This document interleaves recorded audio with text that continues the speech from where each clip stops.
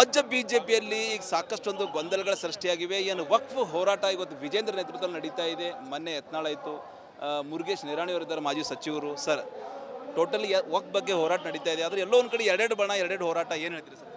ನೋಡಿ, ಭಾರತೀಯ ಜನತಾ ಪಾರ್ಟಿ ಕರ್ನಾಟಕದಲ್ಲಿ ನಾವೇನೇ ಹೇಳಿದ್ರು ಸಹಿತ ಎರಡು ಬಣಗಳಿರುವಂಥದ್ದು ನಿಜ. ನಾವು ಸತ್ಯವನ್ನು ಒಪ್ಕೊಳ್ಬೇಕು. ಇವತ್ತು ನಮ್ಮ ರಾಷ್ಟ್ರೀಯ ಪದಾಧಿಕಾರಿಗಳು, ಹಿರಿಯರು ಇವತ್ತು ಇನ್ನುಳಿದ ಒಂದು ಗ್ರೂಪಿನ ಹಿರಿಯರನ್ನು ಅವ್ರು ಕರೆಸಿ ಮಾತಾಡೋರಿದ್ದಾರೆ. ಈಗಾಗಲೇ ಅವರು ನಿನ್ನೆನೂ ಒಂದು ರೌಂಡಲ್ಲಿ ಮಾತಾಡಿದ್ದಾರೆ, ಇವತ್ತು ಮಾತಾಡ್ತಾ ಇದ್ದಾರೆ.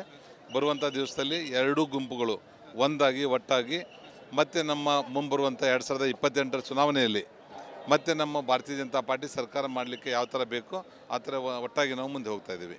ಸರ್, ಈಗಾಗಲೇ ಅಂದ್ರೆ ನೀವು ಕೂಡ ಅದೇ ಭಾಗದ ಬಾಗಲಕೋಟೆ, ಬಿಜಾಪುರ, ಯತ್ನಾಳ್ ಅವರು ಅವ್ರ ನಡೆ, ಯತ್ನಾಳ್ ಅವ್ರ ಹೇಳಿಕೆ, ಯಡಿಯೂರಪ್ಪರಿಗೆ ಬಯೋದು, ಅವ್ರ ಫ್ಯಾಮಿಲಿ ಬಯೋದು, ಏನು ಸರ್, ಏನು ಅನ್ನಿಸ್ತದೆ ನಿಮಗೆ ಈ ರೀತಿ ಹೇಳಿಕೆ? ಯಾವುದೇ ಇರ್ಬೋದು, ಒಬ್ಬರು ವೈಯಕ್ತಿಕವಾಗಿ ಮಾತಾಡೋದು ತಪ್ಪು. ಅದು ನಾವೇ ಇರಲಿ ಮತ್ತೊಬ್ಬರೇ ಇರಲಿ, ಅವ್ರ ಬಗ್ಗೆ ನಾವು ಮಾತಾಡೋದಿಲ್ಲ. ಅವರು ಸಹಿತ ತಮ್ಮ ತಪ್ಪುಗಳನ್ನು ತಿದ್ದುಕೊಂಡು ಸರಿ ಮಾಡ್ಕೊಂಡು ಮುಂದೆ ಹೋಗ್ತಾರೆ ಅನ್ನೋಂಥ ವಿಶ್ವಾಸ ಇದೆ. ಏನೇನು ನ್ಯೂನ್ಯತೆಗಳು ಎರಡೂ ಕಡೆ ಇರ್ಬೋದು, ಒಂದೇ ಕೈಯಿಂದ ಚಪ್ಪಾಳೆ ಆಗಲ್ಲ. ಎರಡೂ ಕಡೆ ಇದ್ದದನ್ನು ಅವ್ರ ತಪ್ಪುಗಳನ್ನು ನಾವು ಸರಿ ಮಾಡ್ಕೊಂಡು ಮುಂದೆ ಹೋಗೋದು ಇವತ್ತಿನ ಪರಿಸ್ಥಿತಿಯಲ್ಲಿ ಸೂಕ್ತ. ಯಾಕಂದರೆ ಈಗ MLA ಎಲೆಕ್ಷನ್ ಆಯಿತು, MP ಎಲೆಕ್ಷನ್ ಆಯಿತು. ಬರುವಂಥ ದಿವಸಗಳಲ್ಲಿ ತಾಲೂಕು ಪಂಚಾಯತ್, ಜಿಲ್ಲಾ ಪಂಚಾಯತ್ ಚುನಾವಣೆ ಬರ್ತಾಯಿದೆ. ನಮ್ಮ ಸಲುವಾಗಿ ಅವರು ಕೆಲಸ ಮಾಡಿರುವಂಥ, ಮುಂದೆ ಜಿಲ್ಲಾ ಪಂಚಾಯತಿ, ತಾಲೂಕು ಪಂಚಾಯತಿ, ಗ್ರಾಮ ಪಂಚಾಯತಿಗೆ ಸ್ಪರ್ಧೆ ಮಾಡುವಂಥ ವ್ಯಕ್ತಿಗಳಿಗೆ ಅನ್ಯಾಯ ಆಗಬಾರ್ದು. ನಮ್ಮ ಜಗಳ ಮಾಡ್ಕೋತಾನೆ ಕೂತು ಅವರು ಸೋಲನ್ನಾಗಬಾರ್ದು.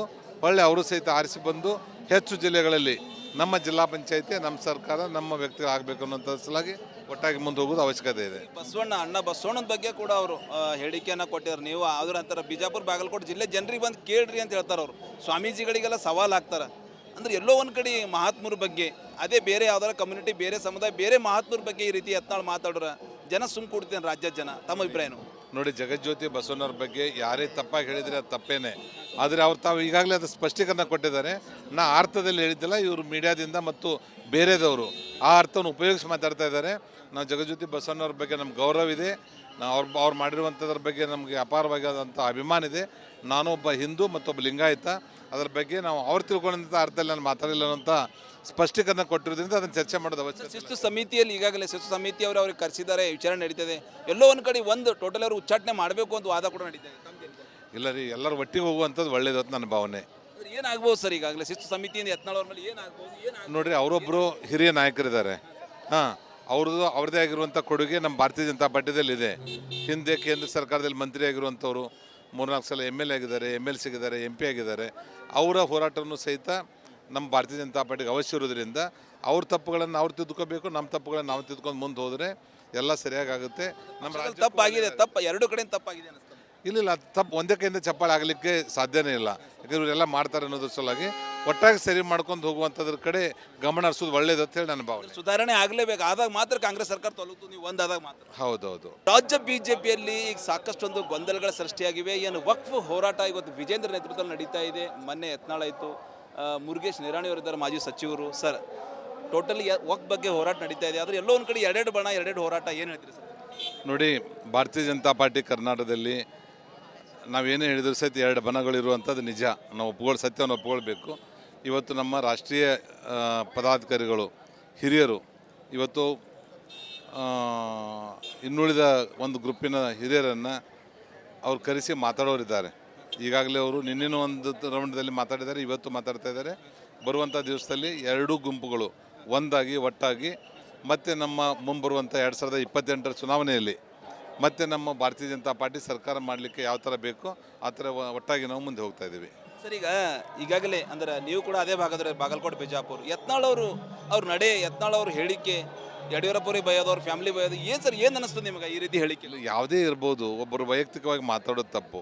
ಅದು ನಾವೇ ಇರಲಿ ಮತ್ತೊಬ್ಬರೇ ಇರಲಿ, ಅವ್ರ ಬಗ್ಗೆ ನಾವು ಮಾತಾಡೋದಿಲ್ಲ. ಅವರು ಸಹಿತ ತಮ್ಮ ತಪ್ಪುಗಳನ್ನು ತಿದ್ದುಕೊಂಡು ಸರಿ ಮಾಡ್ಕೊಂಡು ಮುಂದೆ ಹೋಗ್ತಾರೆ ಅನ್ನೋಂಥ ವಿಶ್ವಾಸ ಇದೆ. ಏನೇನು ನ್ಯೂನ್ಯತೆಗಳು ಎರಡೂ ಕಡೆ ಇರ್ಬೋದು, ಒಂದೇ ಕೈಯಿಂದ ಚಪ್ಪಾಳೆ ಆಗಲ್ಲ. ಎರಡೂ ಕಡೆ ಇದ್ದದನ್ನು ಅವ್ರ ತಪ್ಪುಗಳನ್ನು ನಾವು ಸರಿ ಮಾಡ್ಕೊಂಡು ಮುಂದೆ ಹೋಗೋದು ಇವತ್ತಿನ ಪರಿಸ್ಥಿತಿಯಲ್ಲಿ ಸೂಕ್ತ. ಯಾಕಂದರೆ ಈಗ MLA ಎಲೆಕ್ಷನ್ ಆಯಿತು, MP ಎಲೆಕ್ಷನ್ ಆಯಿತು. ಬರುವಂಥ ದಿವಸಗಳಲ್ಲಿ ತಾಲೂಕು ಪಂಚಾಯತ್, ಜಿಲ್ಲಾ ಪಂಚಾಯತ್ ಚುನಾವಣೆ ಬರ್ತಾಯಿದೆ. ನಮ್ಮ ಸಲುವಾಗಿ ಅವರು ಕೆಲಸ ಮಾಡಿರುವಂಥ, ಮುಂದೆ ಜಿಲ್ಲಾ ಪಂಚಾಯತಿ, ತಾಲೂಕು ಪಂಚಾಯತಿ, ಗ್ರಾಮ ಪಂಚಾಯತಿಗೆ ಸ್ಪರ್ಧೆ ಮಾಡುವಂಥ ವ್ಯಕ್ತಿಗಳಿಗೆ ಅನ್ಯಾಯ ಆಗಬಾರ್ದು. ನಮ್ಮ ಜಗಳ ಮಾಡ್ಕೋತಾನೆ ಕೂತು ಅವರು ಸೋಲನ್ನಾಗಬಾರ್ದು. ಒಳ್ಳೆ ಅವರು ಸಹಿತ ಆರಿಸಿ ಬಂದು ಹೆಚ್ಚು ಜಿಲ್ಲೆಗಳಲ್ಲಿ ನಮ್ಮ ಜಿಲ್ಲಾ ಪಂಚಾಯತಿ ನಮ್ಮ ಸರ್ಕಾರ ನಮ್ಮ ವ್ಯಕ್ತಿ ಆಗಬೇಕು ಅನ್ನೋಂಥ ಸಲಾಗಿ ಒಟ್ಟಾಗಿ ಮುಂದೆ ಹೋಗೋದು ಅವಶ್ಯಕತೆ ಇದೆ. ಅಣ್ಣ ಬಸವಣ್ಣನ ಬಗ್ಗೆ ಕೂಡ ಅವರು ಹೇಳಿಕೆಯನ್ನು ಕೊಟ್ಟಿದ್ದಾರೆ. ನೀವು ಆದ್ರ ಅಂತಾರೆ ಬಿಜಾಪುರ ಬಾಗಲಕೋಟೆ ಜಿಲ್ಲೆ ಜನರಿಗೆ ಬಂದು ಕೇಳ್ರಿ ಅಂತ ಹೇಳ್ತಾರೆ. ಅವರು ಸ್ವಾಮೀಜಿಗಳಿಗೆಲ್ಲ ಸವಾಲು ಹಾಕ್ತಾರೆ. ಅಂದ್ರೆ ಎಲ್ಲೋ ಒಂದು ಕಡೆ ಮಹಾತ್ಮರ ಬಗ್ಗೆ, ಅದೇ ಬೇರೆ ಯಾವ್ದಾರ ಕಮ್ಯುನಿಟಿ, ಬೇರೆ ಸಮುದಾಯ, ಬೇರೆ ಮಹಾತ್ಮರ ಬಗ್ಗೆ ಈ ರೀತಿ ಯತ್ನಾಳ್ ಮಾತಾಡ್ರೆ ಜನ ಸುಮ್ ಕೊಡ್ತೇನೆ ರಾಜ್ಯದ ಜನ. ತಮ್ಮ ಅಭಿಪ್ರಾಯನು? ನೋಡಿ, ಜಗಜ್ಯೋತಿ ಬಸವಣ್ಣವ್ರ ಬಗ್ಗೆ ಯಾರೇ ತಪ್ಪಾಗಿ ಹೇಳಿದರೆ ಅದು ತಪ್ಪೇನೆ. ಆದರೆ ಅವ್ರು ತಾವು ಈಗಾಗಲೇ ಅದು ಸ್ಪಷ್ಟೀಕರಣ ಕೊಟ್ಟಿದ್ದಾರೆ. ನಾ ಅರ್ಥದಲ್ಲಿ ಹೇಳಿದ್ದಿಲ್ಲ, ಇವರು ಮೀಡಿಯಾದಿಂದ ಮತ್ತು ಬೇರೆದವರು ಆ ಅರ್ಥವನ್ನು ಉಪಯೋಗಿಸಿ ಮಾತಾಡ್ತಾ ಇದ್ದಾರೆ. ನಾವು ಜಗಜ್ಯೋತಿ ಬಸವಣ್ಣವ್ರ ಬಗ್ಗೆ ನಮ್ಗೆ ಗೌರವ ಇದೆ. ಅವ್ರು ಮಾಡಿರುವಂಥದ್ರ ಬಗ್ಗೆ ನಮಗೆ ಅಪಾರವಾದಂಥ ಅಭಿಮಾನ ಇದೆ. ನಾನೊಬ್ಬ ಹಿಂದೂ ಮತ್ತೊಬ್ಬ ಲಿಂಗಾಯತ. ಅದರ ಬಗ್ಗೆ ನಾವು ಅವ್ರು ತಿಳ್ಕೊಂಡಂಥ ಅರ್ಥದಲ್ಲಿ ನಾನು ಮಾತಾಡಿಲ್ಲ ಅಂತ ಸ್ಪಷ್ಟೀಕರಣ ಕೊಟ್ಟಿರೋದ್ರಿಂದ ಅದನ್ನು ಚರ್ಚೆ ಮಾಡೋದು ಅವಶ್ಯಕ. ಶಿಸ್ತು ಸಮಿತಿಯಲ್ಲಿ ಈಗಾಗಲೇ ಶಿಸ್ತು ಸಮಿತಿಯವರು ಅವ್ರಿಗೆ ಕರೆಸಿದ್ದಾರೆ, ವಿಚಾರಣೆ ನಡೀತದೆ. ಎಲ್ಲೋ ಒಂದು ಕಡೆ ಒಂದು ಟೋಟಲ್ ಅವರು ಉಚ್ಚಾಟನೆ ಮಾಡಬೇಕು ಅಂತ ವಾದ ಕೂಡ ನಡೀತದೆ. ಇಲ್ಲ ರೀ, ಎಲ್ಲರೂ ಒಟ್ಟಿಗೆ ಹೋಗುವಂಥದ್ದು ಒಳ್ಳೇದು ಅಂತ ನನ್ನ ಭಾವನೆ. ಏನಾಗ್ಬೋದು ಸರ್ ಈಗಾಗಲೇ ಶಿಸ್ತು ಸಮಿತಿಯಿಂದ ಯತ್ನಾಳ್ ಅವ್ರ ಮೇಲೆ ಏನಾಗ್ಬೋದು? ನೋಡಿರಿ, ಅವರೊಬ್ಬರು ಹಿರಿಯ ನಾಯಕರಿದ್ದಾರೆ. ಅವ್ರದ್ದೇ ಆಗಿರುವಂಥ ಕೊಡುಗೆ ನಮ್ಮ ಭಾರತೀಯ ಜನತಾ ಪಾರ್ಟಿಯಲ್ಲಿ ಇದೆ. ಹಿಂದೆ ಕೇಂದ್ರ ಸರ್ಕಾರದಲ್ಲಿ ಮಂತ್ರಿ ಆಗಿರುವಂಥವ್ರು 3-4 ಸಲ MLA ಆಗಿದ್ದಾರೆ, MLC ಆಗಿದ್ದಾರೆ, MP ಆಗಿದ್ದಾರೆ. ಅವರ ಹೋರಾಟವನ್ನು ಸಹಿತ ನಮ್ಮ ಭಾರತೀಯ ಜನತಾ ಪಾರ್ಟಿಗೆ ಅವಶ್ಯ ಇರೋದ್ರಿಂದ ಅವ್ರ ತಪ್ಪುಗಳನ್ನು ಅವ್ರು ತಿದ್ದುಕೋಬೇಕು, ನಮ್ಮ ತಪ್ಪುಗಳನ್ನು ನಾವು ತಿದ್ದುಕೊಂಡು ಮುಂದೆ ಹೋದರೆ ಎಲ್ಲ ಸರಿಯಾಗುತ್ತೆ. ನಮ್ಮ ರಾಜ್ಯ ತಪ್ಪಾಗಿದೆ, ಎರಡು ಕಡೆ ತಪ್ಪಾಗಿದೆ ಅನಿಸ್ತದೆ. ಇಲ್ಲ, ತಪ್ಪು ಒಂದೇ ಕೈಯಿಂದ ಚಪ್ಪಾಳೆ ಆಗಲಿಕ್ಕೆ ಸಾಧ್ಯನೇ ಇಲ್ಲ. ಯಾಕಂದ್ರೆ ಇವರೆಲ್ಲ ಮಾಡ್ತಾರೆ ಅನ್ನೋದ್ರ ಸಲುವಾಗಿ ಒಟ್ಟಾಗಿ ಸರಿ ಮಾಡ್ಕೊಂಡು ಹೋಗುವಂಥದ್ರ ಕಡೆ ಗಮನ ಹರಿಸೋದು ಒಳ್ಳೇದು ಅಂತ ಹೇಳಿ ನನ್ನ ಭಾವನೆ. ಸುಧಾರಣೆ ಆಗಲೇಬೇಕು, ಆದಾಗ ಮಾತ್ರ ಕಾಂಗ್ರೆಸ್ ಸರ್ಕಾರ ತೊಲಗ್ತು, ನೀವು ಒಂದಾದಾಗ ಮಾತ್ರ. ಹೌದೌದು. ರಾಜ್ಯ ಬಿಜೆಪಿಯಲ್ಲಿ ಈಗ ಸಾಕಷ್ಟೊಂದು ಗೊಂದಲಗಳ ಸೃಷ್ಟಿಯಾಗಿವೆ. ಏನು ವಕ್ಫ್ ಹೋರಾಟ ಇವತ್ತು ವಿಜೇಂದ್ರ ನೇತೃತ್ವದಲ್ಲಿ ನಡೀತಾ ಇದೆ. ಮೊನ್ನೆ ಯತ್ನಾಳ್ ಆಯಿತು, ಮುರುಗೇಶ್ ನಿರಾಣಿಯವರಿದ್ದಾರೆ, ಮಾಜಿ ಸಚಿವರು. ಸರ್, ಟೋಟಲಿ ವಕ್ಫ್ ಬಗ್ಗೆ ಹೋರಾಟ ನಡೀತಾ ಇದೆ. ಆದರೆ ಎಲ್ಲೋ ಒಂದು ಕಡೆ ಎರಡೆರಡು ಬಣ, ಎರಡೆರಡು ಹೋರಾಟ, ಏನು ಹೇಳ್ತೀರಿ ಸರ್? ನೋಡಿ, ಭಾರತೀಯ ಜನತಾ ಪಾರ್ಟಿ ಕರ್ನಾಟಕದಲ್ಲಿ ನಾವೇನೇ ಹೇಳಿದ್ರು ಸಹಿತ ಎರಡು ಬಣಗಳಿರುವಂಥದ್ದು ನಿಜ. ನಾವು ಸತ್ಯವನ್ನು ಒಪ್ಕೊಳ್ಬೇಕು. ಇವತ್ತು ನಮ್ಮ ರಾಷ್ಟ್ರೀಯ ಪದಾಧಿಕಾರಿಗಳು, ಹಿರಿಯರು ಇವತ್ತು ಇನ್ನುಳಿದ ಒಂದು ಗ್ರೂಪಿನ ಹಿರಿಯರನ್ನು ಅವ್ರು ಕರೆಸಿ ಮಾತಾಡೋರಿದ್ದಾರೆ. ಈಗಾಗಲೇ ಅವರು ನಿನ್ನೆನೂ ಒಂದು ರೌಂಡಲ್ಲಿ ಮಾತಾಡಿದ್ದಾರೆ, ಇವತ್ತು ಮಾತಾಡ್ತಾ ಇದ್ದಾರೆ. ಬರುವಂಥ ದಿವಸದಲ್ಲಿ ಎರಡೂ ಗುಂಪುಗಳು ಒಂದಾಗಿ ಒಟ್ಟಾಗಿ ಮತ್ತು ನಮ್ಮ ಮುಂಬರುವಂಥ 2028ರ ಚುನಾವಣೆಯಲ್ಲಿ ಮತ್ತು ನಮ್ಮ ಭಾರತೀಯ ಜನತಾ ಪಾರ್ಟಿ ಸರ್ಕಾರ ಮಾಡಲಿಕ್ಕೆ ಯಾವ ಥರ ಬೇಕೋ ಆ ಥರ ಒಟ್ಟಾಗಿ ನಾವು ಮುಂದೆ ಹೋಗ್ತಾ ಇದ್ದೀವಿ.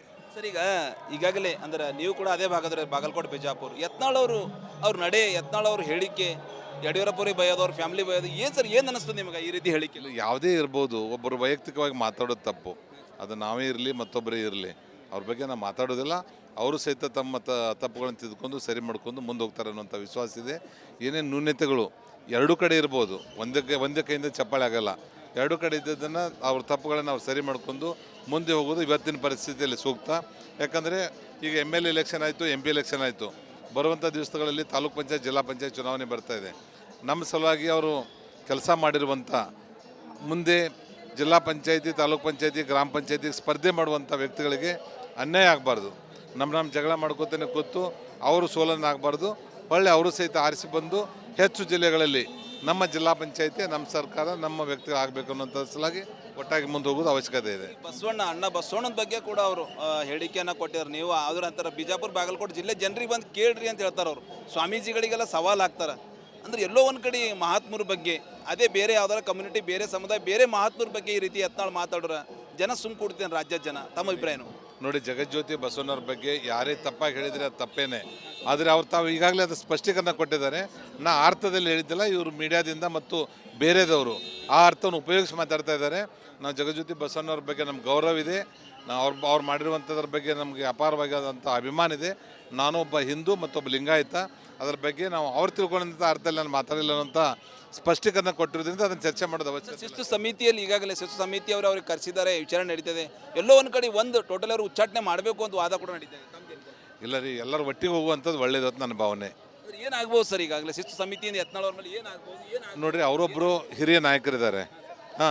ಅವ್ರದ್ದೇ ಆಗಿರುವಂಥ ಕೊಡುಗೆ ನಮ್ಮ ಭಾರತೀಯ ಜನತಾ ಪಾರ್ಟಿಯಲ್ಲಿ ಇದೆ. ಹಿಂದೆ ಕೇಂದ್ರ ಸರ್ಕಾರದಲ್ಲಿ ಮಂತ್ರಿ ಆಗಿರುವಂಥವ್ರು 3-4 ಸಲ MLA ಆಗಿದ್ದಾರೆ, MLC ಆಗಿದ್ದಾರೆ, MP ಆಗಿದ್ದಾರೆ. ಅವರ ಹೋರಾಟವನ್ನು ಸಹಿತ ನಮ್ಮ ಭಾರತೀಯ ಜನತಾ ಪಾರ್ಟಿಗೆ ಅವಶ್ಯ ಇರೋದ್ರಿಂದ ಅವ್ರ ತಪ್ಪುಗಳನ್ನು ಅವ್ರು ತಿದ್ದುಕೋಬೇಕು, ನಮ್ಮ ತಪ್ಪುಗಳನ್ನು ನಾವು ತಿದ್ದುಕೊಂಡು ಮುಂದೆ ಹೋದರೆ ಎಲ್ಲ ಸರಿಯಾಗುತ್ತೆ. ನಮ್ಮ ರಾಜ್ಯ ತಪ್ಪಾಗಿದೆ, ಎರಡು ಕಡೆ ತಪ್ಪಾಗಿದೆ ಅನಿಸ್ತದೆ. ಇಲ್ಲ, ತಪ್ಪು ಒಂದೇ ಕೈಯಿಂದ ಚಪ್ಪಾಳೆ ಆಗಲಿಕ್ಕೆ ಸಾಧ್ಯನೇ ಇಲ್ಲ. ಯಾಕಂದ್ರೆ ಇವರೆಲ್ಲ ಮಾಡ್ತಾರೆ ಅನ್ನೋದ್ರ ಸಲುವಾಗಿ ಒಟ್ಟಾಗಿ ಸರಿ ಮಾಡ್ಕೊಂಡು ಹೋಗುವಂಥದ್ರ ಕಡೆ ಗಮನ ಹರಿಸೋದು ಒಳ್ಳೇದು ಅಂತ ಹೇಳಿ ನನ್ನ ಭಾವನೆ. ಸುಧಾರಣೆ ಆಗಲೇಬೇಕು, ಆದಾಗ ಮಾತ್ರ ಕಾಂಗ್ರೆಸ್ ಸರ್ಕಾರ ತೊಲಗ್ತು, ನೀವು ಒಂದಾದಾಗ ಮಾತ್ರ. ಹೌದೌದು. ಸೊ ಇದು ಮುರುಗೇಶ್ ನಿರಾಣಿಯವರ ಮಾತಂತ ಹೇಳ್ಬೋದು. ಟೋಟಲಿ ತಪ್ಪು ಎರಡು ಕಡೆಯಿಂದ ಆಗಿದೆ. ಹೀಗಾಗಿ ಪಕ್ಷದ ಮುಖಂಡರು ಇದು ಸರಿಪಡಿಸ್ತಾರೆ, ನಾವೆಲ್ಲರೂ ಒಂದಾಗಿ ಹೋರಾಟ ಮಾಡ್ತೀವಿ. ಯತ್ನಾಳ್ ಅವ್ರು ಏನು ಹೇಳಿಕೆ ಕೊಟ್ಟರೆ ಎಲ್ಲೋ ಒಂದು ಕಡೆ ಅವ್ರು ಕೂಡ ಏನದಂದ್ರೆ ಈಗಾಗಲೇ ಯಾವುದೇ ಒಂದು ಹೇಳಿಕೆ ಏನಂದ್ರೆ ಅವ್ರು ಕೂಡ ಹೇಳಿಕೆ ಕೊಟ್ಟಲೆ ಹೀಗಾಗಿ ಎಲ್ಲೋ ಒಂದು ಕಡೆ ಗೊಂದಲ ಸೃಷ್ಟಿಯಾಗಿದೆ. ಹೀಗಾಗಿ ನಾವು ಈ ಒಂದು ಕಾಂಗ್ರೆಸ್ ಸರ್ಕಾರ ತೊಲಗಿಸ್ಬೇಕಾದ್ರೆ ಟೋಟಲಿ ಎಲ್ಲರೂ ಒಂದು ಆಗಲೇಬೇಕು, ಪಕ್ಷ ಅದು ಮಾಡೇ ಮಾಡ್ತಾ ಅಂತೇಳಿ ಮುರುಗೇಶ್ ನಿರಾಣಿ ಹೇಳ್ತಾ ಇದ್ದಾರೆ ಅಂತ ಹೇಳ್ಬೋದು. ಕ್ಯಾಮ್ರಾ ಪರ್ಸನ್ ಭಾರತ್ ಜೊತೆ ನಾನು ಮಲ್ಲಿಕಾರ್ಜುನ್ ಮರ್ಕಲ, ರಿಪಬ್ಲಿಕ್ ಕನ್ನಡ, ಬೀದರ್.